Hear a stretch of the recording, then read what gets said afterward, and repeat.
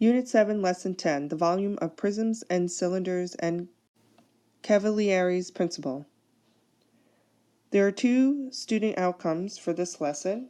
One is that students understand the principle of parallel slices in the plane and understand Cavalieri's principle as the generalization of the principle of parallel slices. And for the second one, students use Cavalieri's principle to reason that the volume formula for a general cylinder is area of base times height. In the opening exercise, the bases of the following triangular prism T and rectangular prism R lie in the same plane, a plane that is parallel to the bases and also a distance 3 from the bottom base, intersects both solids and creates cross-sections T' and R'. So we would like to find the area of T'. So we know that a triangle is equal to 1/2 base times height.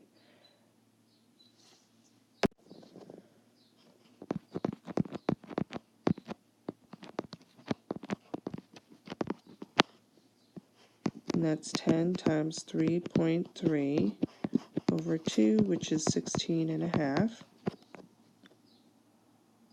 Now we're going to find the volume of T. Volume is equal to 1/2 A times C times H. So that's 3.3 times 10 times 5, which gives a volume value of 82.5. Now let's find the area of R'. So that's quadrilateral. We know that's length times width. So we have 4 times 4.125, which is equal to 16.5. So we got the same areas. So far so good. And the volume, as you can see, is length times width times height. And that's equal to 82.5 as well.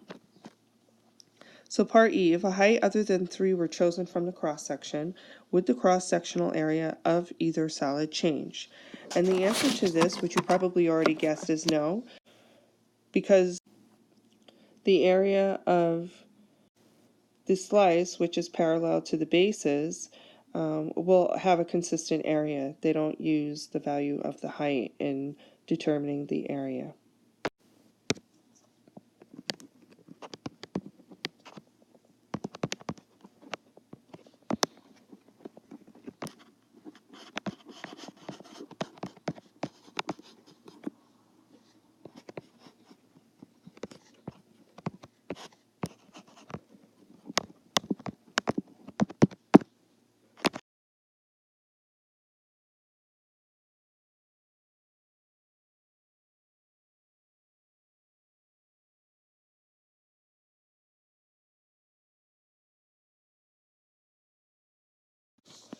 So we have a principle of parallel slices in the plane, and this is in a two-dimensional context.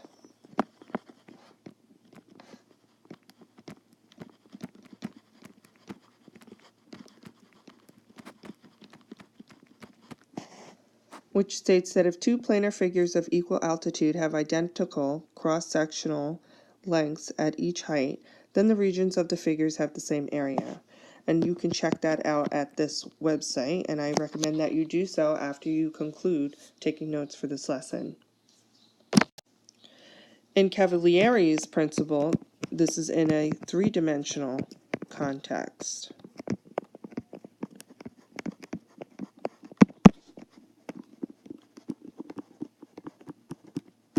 And this states that given two solids that are included between two parallel planes, if every plane parallel to the two planes intersect both solids in cross-sections of equal area, then the volumes of the two solids are equal. So here are a few examples using this principle. And since each group of solids have the same altitude and the cross-sectional area is equal for all heights, each of the groups shows solids with equal volumes. So this is the stronger definition. So for example 1, given two stacks of quarters as pictured in the figure below, what do we know about their volumes? And why? Well, what we know about their volumes is that they're the same. By Cavalieri's principle, each cross-section between two stacks of cards or coins is the same, and the heights of each solid are the same, so the two volumes are equal. take a moment to pause this at this time so that you can copy these notes. A triangular prism has an isosceles right triangle base. That means we have two legs that are congruent, with a hypotenuse of radical 32 and a prism height of 15. A square prism has a height of 15, and its volume is equal to that of the triangular prism. A lot of information given here.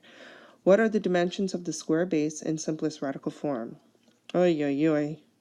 A lot of work to be had here.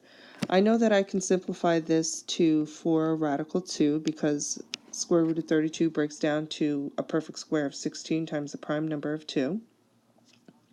And the first thing that I'm going to do is apply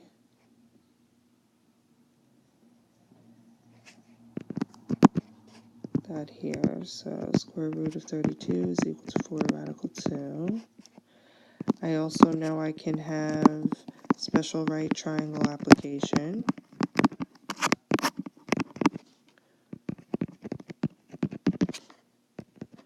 Okay, so this is an isosceles right triangle.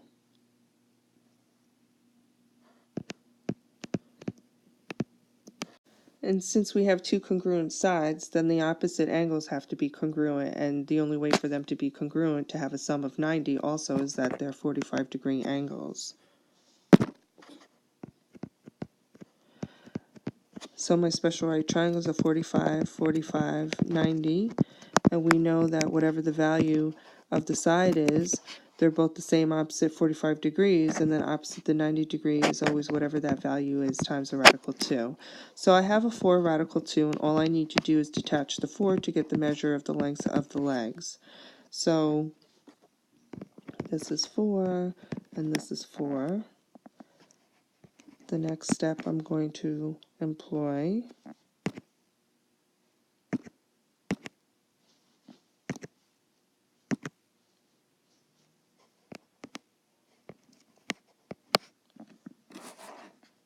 is I'm going to find the area of the base,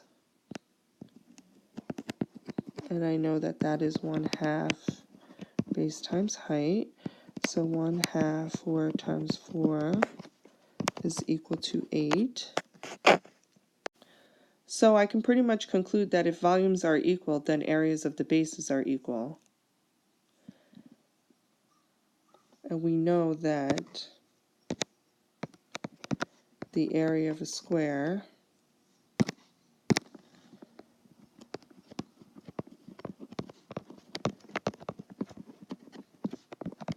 is side square. The square, all 4 sides of a square are equal, so that's why it's side square. It's the same thing as length times width, but they're equal to each other. And we know side square is equal to 8.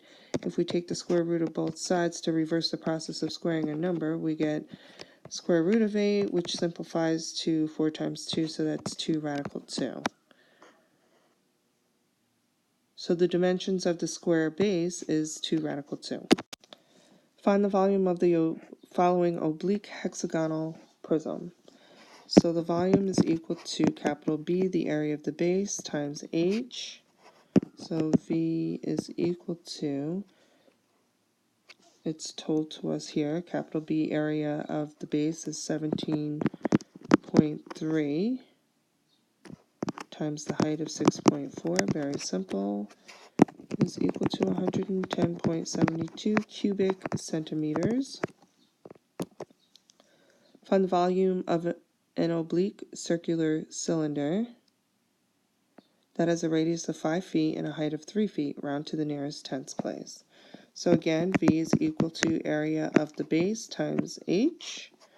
So V is equal to, since we have a circle, pi times radius square times the height of 3.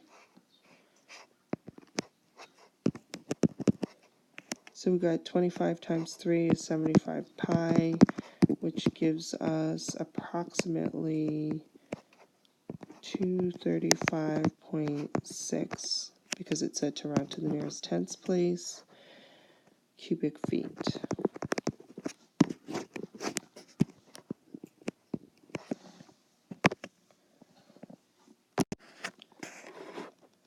Prisms A and B have the same length and width but different heights. If the volume of prism B is 150 cubic inches, greater than the volume of prism A, what is the length of each prism? So the volume of prism B minus the volume of prism A is equal to 150. And I know that for B,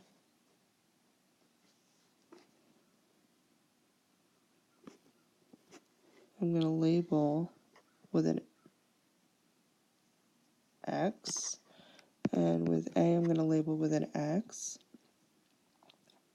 because they need to be the same dimension.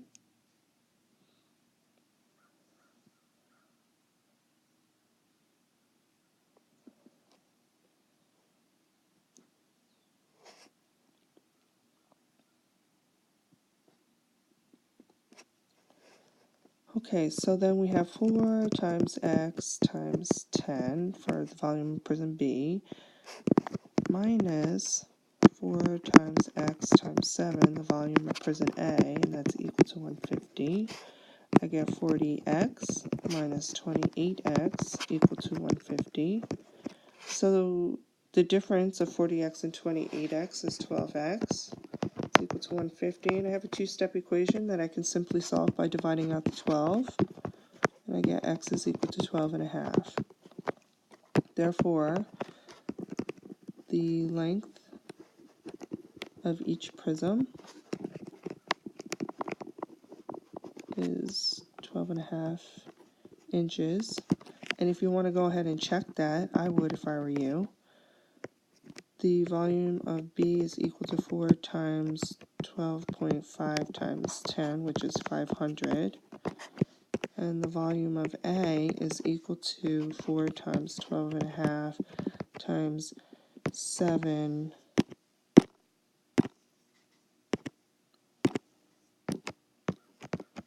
is equal to 350. If you subtract the two, you end up with a difference of 150. So this works out.